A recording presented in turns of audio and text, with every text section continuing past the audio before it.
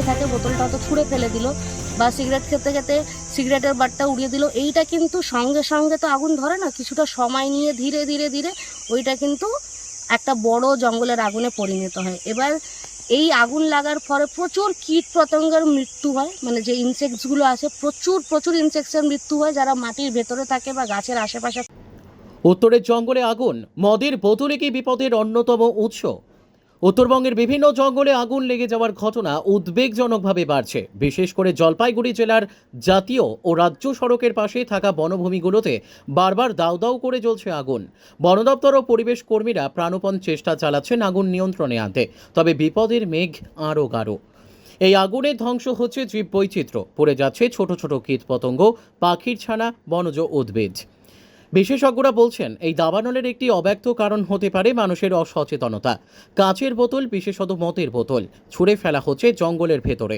পরিবেশ কর্মী তানিয়া হক সর্দার জানিয়েছেন, রাস্তায় ফেলে দেওয়া মদের কাচের বোতল রোদের তাপে ম্যাগনিফাইং গ্লাসের মতো কাজ করতে পারে। এতে শুকনো পাতায় আগুন ধরার আশঙ্কা বহু গুণে বেড়ে যায়। যাওয়ার সময় যদি আপনি রানিং গাড়িতে কেউ স্মোক করে, সেই সিগারেটের বাটটা তো পুরোটা জ্বলে যায় না বা বিড়ির লাস্ট অংশটা পুড়ে যায় না, সেটা যখন কোনো পাতা বা কোনো শুকনো জায়গায় পড়ে তখন ওইটা আপনার পুড়ে যাওয়ার একটা মানে আগুন ধরার একটা বিশেষ কারণ হয়। কিন্তু এর পাশাপাশি আরেকটা বড় কারণ হচ্ছে মদের বোতল।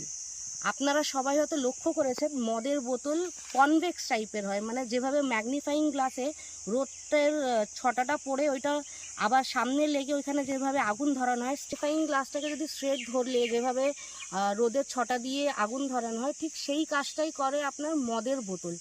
আপনি বিশেষ করে দেখবেন ভডকা বা ওয়াইনের বোতলগুলো কনভেক্স শেপের হয়, বিশেষ করে ওর বটমটা। আর কনভেক্স শেপের যে কোনো কাচ দিয়েই আপনি আগুন ধরাতে পারেন, ঠিক ওই ম্যাগনিফাইং গ্লাসের মতন।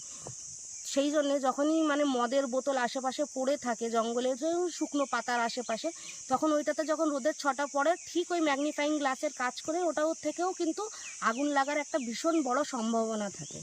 বা আপনাদের মানে আমরাও বারবার বলি, আর ওয়াইল্ড লাইফ ডিপার্টমেন্ট কিন্তু বারবার এটা নিয়ে বলে আসছে যে জঙ্গলের আশেপাশে মদের বোতল না ফেলার জন্যে, ওইখানে গিয়ে ধূম্রপান না করার জন্যে। আমরাও বারবার ওইটাই রিকোয়েস্ট করছি যে আপনারা মদের বোতল বা কাচের যে কোনো বোতল ধরনের জিনিস ভিতরে জঙ্গলের আশেপাশে ফেলবেন না। আপনারা হাইওয়ে থেকে যাওয়া আসার সময় আমরা নিজেরাও দেখেছি যেটা হয়ে থাকে, বোতলটা হয়তো ছুঁড়ে ফেলে দিল বা সিগারেট খেতে খেতে সিগারেটের বাটটা উড়িয়ে দিল, এইটা কিন্তু সঙ্গে সঙ্গে তো আগুন ধরে না, কিছুটা সময় নিয়ে ধীরে ধীরে ধীরে ওইটা কিন্তু একটা বড় জঙ্গলের আগুনে পরিণত হয়। এবার এই আগুন লাগার পরে প্রচুর কীট পতঙ্গের মৃত্যু হয়, মানে যে ইনসেক্টসগুলো আছে প্রচুর ইনসেক্টসের মৃত্যু হয় যারা মাটির ভেতরে থাকে বা গাছের আশেপাশে। Bureau report, news capsule.